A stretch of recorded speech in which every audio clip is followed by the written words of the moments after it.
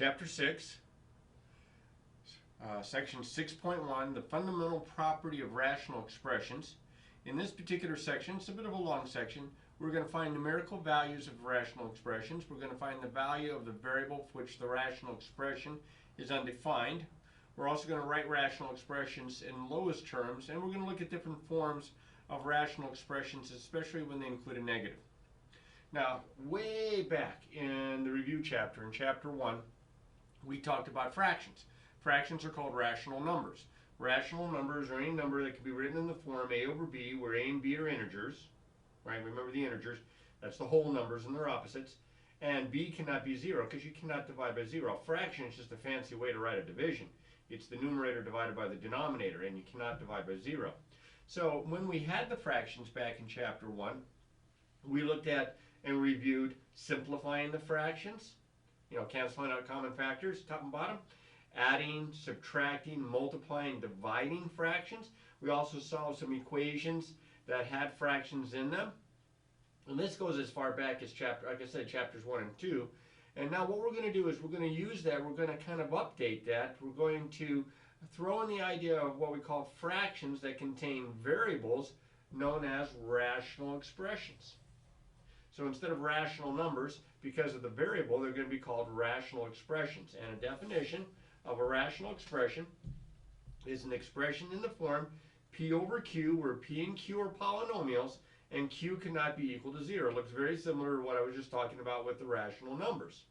Now, notice here, though, it says p and q are polynomials. So you think, oh, well, the numerator and the denominator are both going to contain the variable. Well, real numbers are considered polynomials. So they're just constants. They're the simplest of the types of polynomials. But a rational expression, more than likely in this chapter, you're going to be seeing a variable somewhere in there, whether it's in the numerator or in the denominator or both. And here's some examples. Negative 3x over x squared plus 2. This is considered a rational expression. That's a polynomial. That's a polynomial. 10y over x plus 4. This is considered a rational expression. Two different variables, but still a rational expression. This is a polynomial. This is a polynomial. Now, just in two variables. Or actually, in one variable, that's 4. I thought that was a y. And then this guy here, 6x squared over 7. This is also considered a rational expression because even though the denominator is a constant, as I mentioned, those are considered a very simple type of polynomial there. In fact, if I wanted to, 6x squared over 7, I could write that as 6/7 x squared. So then it doesn't even look like a rational expression anymore because I have this factor over here that's not written as a rational expression. But it is, when you simplify it, it can be written as 6x squared over 7. Now, what do we start with? Well, according to the objectives that I read off, we're going to start off by evaluating rational expressions. We're going to plug numbers in for the variable. We're going to grind it out. I had an old professor used to call it plug and chug. We plug the numbers in, we substitute the numbers in that they're going to give us in for the variable or in for the variables, depending on the expression. And then we're going to just use our order of operations. We're going to simplify the numerator, we're going to simplify the denominator, and if possible, we're going to simplify that expression. So let's try an example or two. Well, one for sure.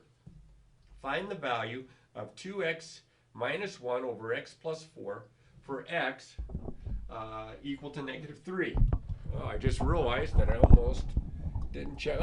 The microphones are on and you can hear me. Okay. So what I'm going to do is I'm going to substitute negative 3 in for x here and in for x here. So I'm going to write 2 times negative 3 minus 1 all over negative 3 plus 4. And then you just simplify the numerator, as I mentioned. Treat the fraction bar kind of like a symbol of grouping. It's separating the numerator from the denominator. So you do the stuff in the numerator first. You do the stuff in the denominator also. So up top here I get negative 6 minus 1, and the bottom I get 1. And of course negative 6 minus 1 is negative 7 over 1, which I can write as negative 7. And I've simplified. Substitute the value in, simplify. Now, we have to be aware of the fact that we can't have a denominator of 0. So I plug negative 3 in to this rational expression. I got a 1. What happens if I get a 0? Well, we can't have those. So we call those types of values restrictions. So that's what we're going to talk about next. Since division by 0 is undefined, we have to be aware of this when we're dealing with rational expressions, especially if there's a variable in the denominator, like I have here. This is a rational expression, x over x minus 1. And if I could plug in numbers like 5, I would have 5 over 5 minus 1, which would be 5 over 4. And I can get all sorts of different numbers here. But what happens if I say x is equal to 1? Well, if x is equal to 1, then I have 1 over 1 minus 1, which is 1 over 0, and that is undefined. And that's what we would write down. We would write down that it's undefined. But because it makes it undefined, we say that x cannot equal 1, and we use the does not equal to expression there. The symbol right there is not equal to. And this is known as a restriction. Okay? So if I'm dealing with this rational expression here, I have this restriction. Most teachers don't care if you write out the restriction next to it. I think it's good practice. Sometimes I get in a hurry and I forget to do so. But when I'm dealing with rational expressions, I want to keep in mind, either on paper or at least in my head, what values I cannot substitute in. Now, sometimes the denominator is really easy to spot what you would plug in to get 0. Sometimes it's not. So on those occasions, whether it's easy or whether it's not easy, I would follow these rules right here to find my restrictions. Take the denominator of the rational expression, set it equal to 0. So that gives you an equation. Then you solve this equation because you want to find out what values of the variable make it equal to 0. Make the denominator equal to 0. These solutions are going to give us our restrictions.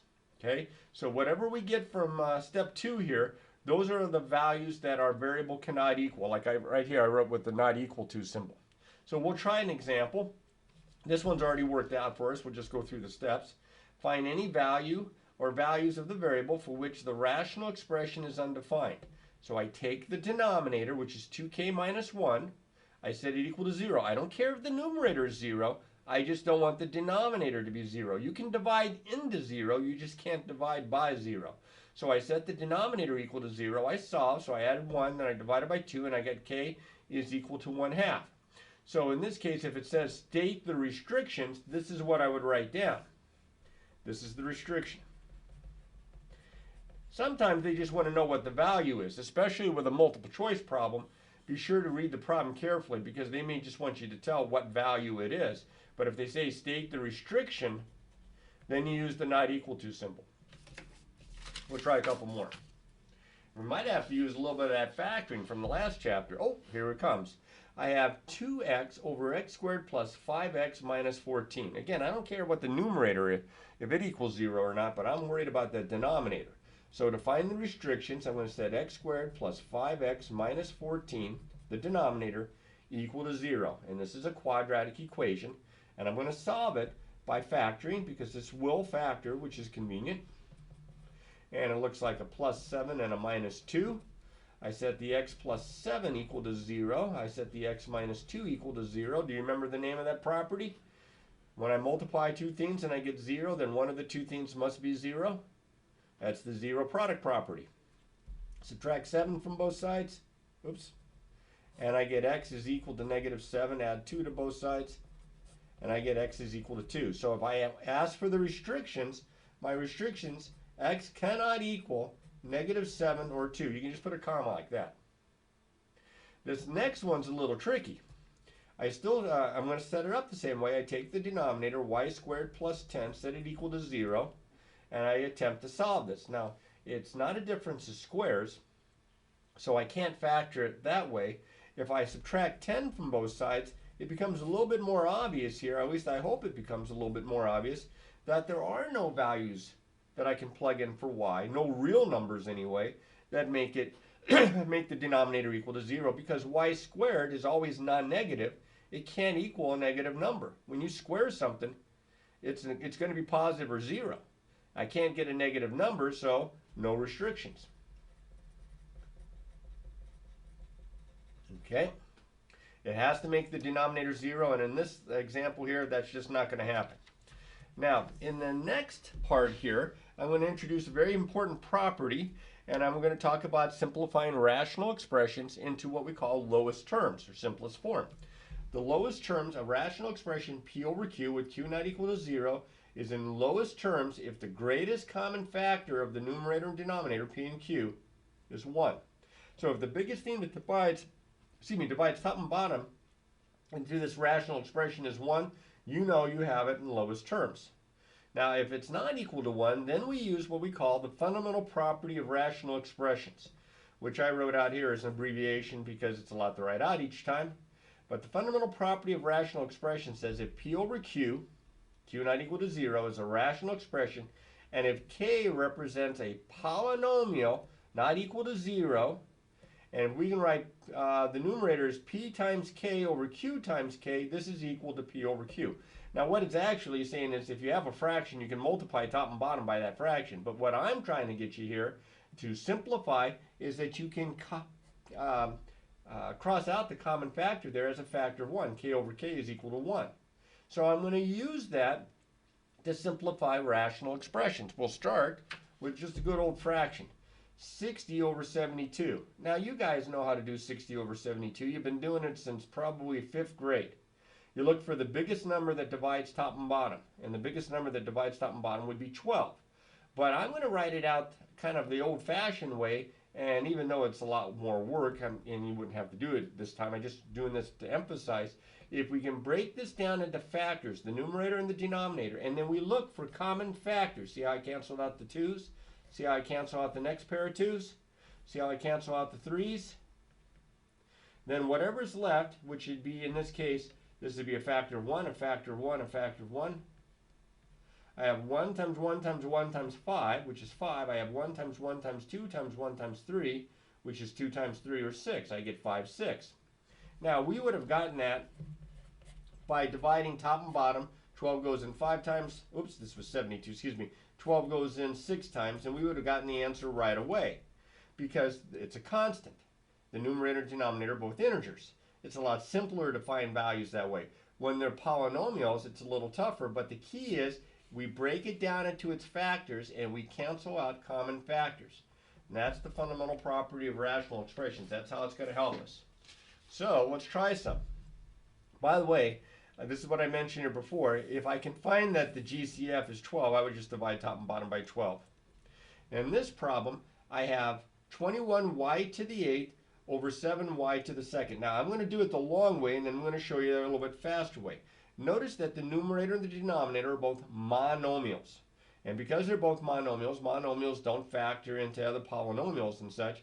They just break down into more monomials at best. So I'm going to write 21 as 3 times 7, and then the y to the 8th, I'm going to write it as y times y times y times y times y times y times y times y. Hopefully that's it. 1, 2, 3, 4, 5, 6, 7, 8. All over. And I'm going to write this as 7. It's prime. Y times y. I can cancel out the 7's. It's factors of 1. I can cancel out this factor of y, top and bottom, and these factors here of y, top and bottom. So I have 3 times 1 times 1 times 1 times y times y times y times y times y times y. That would be 3y to the 6th all over 1 times 1 times 1, which is 1, and I just get 3y to the 6th. Now, I'm hoping that you're looking at this and you're thinking, no, I am not going to write all that out. I am going to do it using my properties of exponents. See, I can handle the numbers, the 21 and the 7 right here because they're factors. 7 goes in once, 7 goes in the 21 3 times. I have more factors of y on top than I have on the bottom, and we know we subtract the exponents. So these two cancel with 2 of these. That leaves 6 of them, 6 out of the 8. So I end up with 3y to the 6th all over 1, which is 3y to the 6th. Look how much faster that was. But this is because of the fundamental property of rational expressions that I can get away with this. All right. So writing a rational expression in lowest terms, you factor the numerator and the denominator completely, and then you divide out any common factors using this fundamental property. So in this example, the numerator and the denominator are not monomials. So if it's going to simplify, I'm going to have to see if I can factor out the numerator and factor out the denominator. Well, the numerator has a common factor of 3. I can factor 3 out. That would leave an x plus 3 goes in the 15 5 times. The denominator, it also has a GCF. Remember, we always check for GCFs first when we factor. And it has a factor of 5. And if I factor the 5 out of the denominator there, that would be plus 5. Oh, look at that. I have a common factor top and bottom, but this time my common factor is not a monomial, it's a binomial. That's all right. I can cancel this with this, and I have 3 times 1 over 5 times 1, which is 3/5. That one wasn't so bad. Let's try another. Now this one has a binomial over a trinomial, and my GCF of the numerator is 1, my GCF of the denominator is 1, so it's not going to work out quite like the last example. But this is a difference of 2 squares, and I can factor that into conjugates. We did that back in chapter 5. X minus 6 times x plus 6. And this trinomial, this guy does look like he's going to factor kind of like reverse FOIL here with an x, and I need 2 numbers whose product is positive 12, whose sum is positive 8. So I'm thinking 6 and 2, so a plus 6 and a plus 2. Now I have 2 factors on top, I have 2 factors on the bottom, and as it turns out, one of the factors in the numerator is the same as one of the factors in the denominator. Look at this. That cancels out with that, so I have x minus 6 times 1, which is x minus 6, over 1 times x plus 2 is x plus 2. Now at this point, I want to make a warning to you. Now I know that you don't remember the old TV show Lost in Space because you're not an old guy like me. But they had this robot that every time there was danger, he would yell, "Warning, Will Robinson, warning, Will Robinson." Well, in this case, the warning comes from the fact that students have a tendency to want to try to simplify this expression even further. But there are no more factors. These were factors. These guys are terms. They're being added and subtracted. And you cannot cancel terms. So look right here. I can only cancel factors. X minus 6, x plus 2. These are both terms. I'll get students that'll cancel the x's and they'll cancel the 2 out of the 6 and the 2. And you cannot do that. So that's why I'm telling you, warning, be careful. This is as far as it simplifies. That's as far as it goes. Don't cancel terms, only cancel factors. That's why the first step when you're simplifying rational expressions is to factor it completely and then look for factors that cancel top and bottom. Now, there's always the negative problem. Students sometimes kind of freak out when they have opposites, when they have a -1 factor. Now look over here, I have -5 over 5. We know that -5 divided by 5 is -1, just like +10 over -10. Doesn't matter if the negative is in the bottom or the top. This is also equal to -1. When the numerator and the denominator are opposites, the rational expression equals -1. Okay, doesn't matter. You could have 7 over -7. You could have -100 over +100. This is equal to -1. This is equal to -1. Now, when binomials, let's consider a minus b. A minus b is just a regular looking binomial here. The opposite of this is what I get if I multiply it by -1. And if I distribute by -1, I get -a plus b, which is b minus a. So remember here, look at the a minus b and the b minus a. It's like you commuted subtraction. You changed the order around. Well, these are opposites. So if you have binomials that are opposites in the top and the bottom, look, 5 minus x, x minus 5, it's like you commuted the subtraction. Then you get opposite. You have opposites here, and the opposites will simplify down to -1. Now, some books call it the -1 rule. I don't know if this book does. Might be a good way to remember it. Just be on the lookout for opposites. It looks like the commuted subtraction. Here's an example. By the way, if the numerator and the denominator of the rational expression are opposites, then it's equal to -1, right? Each rational expression in lowest terms. Look what I have right here. I have opposites. P minus 4, 4 minus p. Easy. -1. Okay?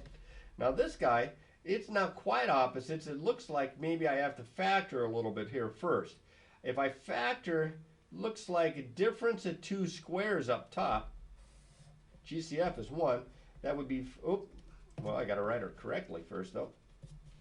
This factors to 2m minus n and 2m plus n. Difference of squares factors into conjugates. This looks like 2n minus 4m. Oh, wait a minute. Jumped the gun. I forgot. I have a common factor of 2. Let me factor the 2 out. So I have factor 2 out and I get n minus 2m. Oh, now I know why I had this example. Look what happened here and here. These are opposite factors. Okay? These are opposite binomials of one another. Top and bottom, they're going to cancel out, not with a 1 and a 1, but with a 1 and a negative 1. So I'm going to put the negative 1 way out in front here as a negative sign, and my numerator becomes 2m plus n. My denominator is just 2. Now, if you wonder, well, wait a minute, the negative 1 was up top. Shouldn't I leave it up top? No, as it turns out, the opposite of A over B is equal to the same as A over the opposite of B is equal to the same as the opposite of A over B. I just think it looks cooler with the negative out in front like this. Now, don't try to cancel those 2's. This 2 is part of a term here. And you can't cancel terms. Even though this is a factor, this is a term here, so you can't go any further, and that's as far as this guy simplifies. Okay? Now, just when you thought it was safe, I give you one that looks like they're opposites, but they're not. Because x minus y, the opposite of x minus y is y minus x. These are actually conjugates. And the conjugates do not cancel. This is not a factor of 1. This is not a factor of negative 1. That's as far as it goes. So if they ask for you to simplify, you could say already in simplest form or lowest term. All right. Now, as I was trying to tell you about with the fractions here, if I have a negative out in front, that's the same as if the negative is in the numerator. That's the same as if the negative is in the denominator. It means the same thing. So if I have it in front of a rational expression, now normally we don't leave the negative in the denominator. We'll write it one of these two ways. But in this case, I've got the negative here. I can put the negative up top, like I have here. I can put the negative in the bottom. But notice on top, because it was a binomial, I'd have to put the negative in front of the binomial in parentheses. Now that's a little awkward, and you can simplify. And that would give me, well, here, it's right here. That would, no, actually, it's not right there. That would give me the opposite of x plus 7 all over 9. So be on the lookout for that. That's what I guess I was trying to show you here with this note. That this and this are not the same thing. You just can't slide the negative over there out in front. You put them out in front, you put them loud and proud. If you're going to bring them up top, then you got to put the parentheses around them. There he is, right there. Also remember that if the negative is in the numerator and the denominator both, then it's actually positive. So it's not equal to a negative fraction. This is a positive. These are actually opposites. Okay? So be careful. And I have a little second warning there, Will Robinson. Do not try to distribute the opposite sign in front of the expression to both the numerator and denominator. This negative does not mean negative top and bottom. This means like negative 1 over positive 1. So it'd be negative 3 over 5. Now, it's going to take a little bit of practice here to get good at these, and we're going to start off with some of the simpler ones, but it does pick up a little bit, and before you know it, we're going to take these rational expressions, we're going to be adding them, and we're going to be subtracting them, multiplying them, dividing them, solving equations with them, doing story problems, lots and lots of stuff in this chapter. And so it's going to take lots and lots of time on your part to practice, practice, practice.